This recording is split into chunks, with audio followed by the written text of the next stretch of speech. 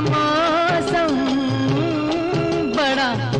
मोहम्मद रफ़ी का ये गाना जब भारत के सिनेमा घरों में बजता था तो पब्लिक तो धर्मेंद्र और मुमताज़ की मस्त जोड़ी का आनंद उठाती थी, लेकिन इस गाने का रिस्पॉन्स देखकर राजेश खन्ना का दिल डूबने लगता। गाने में जब धर्मेंद्र मुमताज़ के करीब आते तो राजेश खन्ना की आंखों के आगे अंधेरा छा जाता। ऐ मेरे यार, ऐ हुस्न वाले।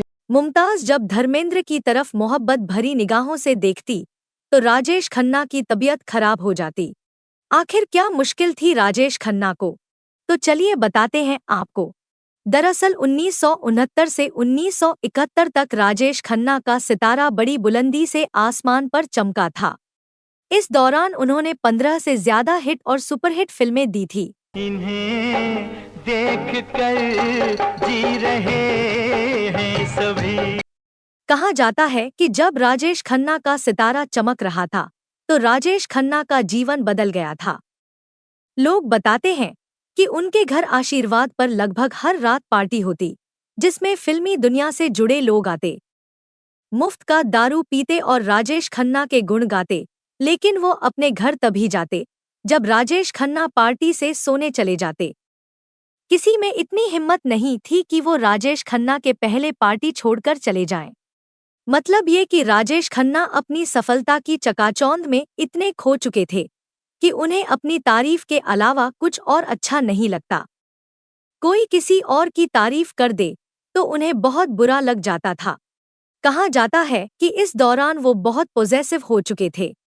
जो दूसरे एक्टर की तारीफ करता या उनका खेमा छोड़ता, उनका दुश्मन हो जाता। जब तक उनकी फिल्में हिट होती रही तब तक तो सब ठीक चलता रहा, यानी 1971 तक वो मस्ती में डूबे रहे। लेकिन 1971 के बाद समय ने करवट ली और 1972 में आई उनकी फिल्म दिल दौलत और दुनिया बुरी तरह फ्लॉप हो गई। आराधना के बाद ये पहला बड़ा झटका था। राजेश खन्ना बुरी तरह हिल गए। वो तो अच्छा हुआ कि 1972 में ही आई उनकी फिल्म बावर्ची को थोड़े अच्छे रिव्यूज मिले और राजेश खन्ना को राहत मिली, लेकिन ये सफलता थोड़े दिनों की थी। बावर्ची के बाद आई उनकी 3 फिल्में एक के बाद एक फ्लॉप हो गईं। ये फिल्में थी शहजादा, जोरू का गुलाम और मेरे जीवन साथी। मेरे जीवन साथी में बेहद खूबसूरत गाने थे।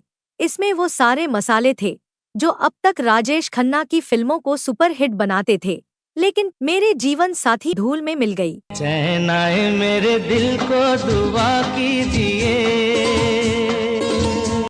साफ था कि सुपरस्टार राजेश खन्ना का तिलिस्म टूट रहा था।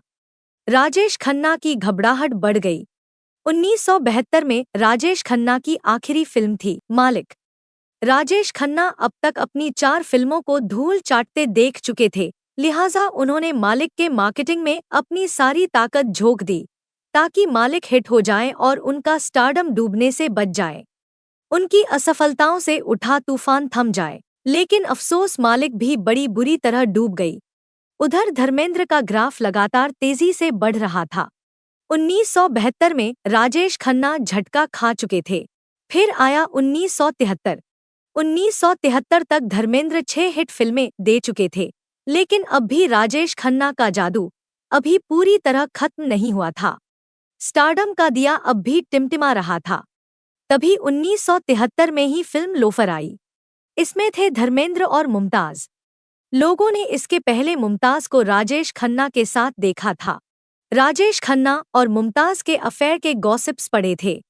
कहा जाता है कि राजेश खन्ना और मुमताज़ के रिश्ते तब ऐसे थे कि राजेश खन्ना की गर्लफ्रेंड अंजू महेंद्रू ने राजेश खन्ना को धमकी दे दी थी, अगर मुमताज़ के साथ पकड़ा तो देख लेना। उस समय राजेश खन्ना बुरी तरह घिरे हुए थे, उनकी फिल्में डूब रही थी। ऐसे में जब लोफर आई और राजेश खन्ना ने इसमें मुमताज़ के साथ धर्मेंद्र को देखा तो उनके हाथ के तोते उड़ गए। तेरी मर्जी पे अब बात ठहरी। राजेश खन्ना बेहद पॉजिटिव थे। जब धर्मेंद्र और मुमताज़ का ये गाना राजेश खन्ना के सामने आता तो उन्हें बर्दाश्त नहीं होता। सबको क्या क्या गुमा हो रहे। लोफर का ये गाना राजेश खन्ना को बेहद गहरा जख्म दे जाता। लोफर में संगीत दिया था लक्ष्मीकांत प्यारेलाल ने। बेईमान है आज मान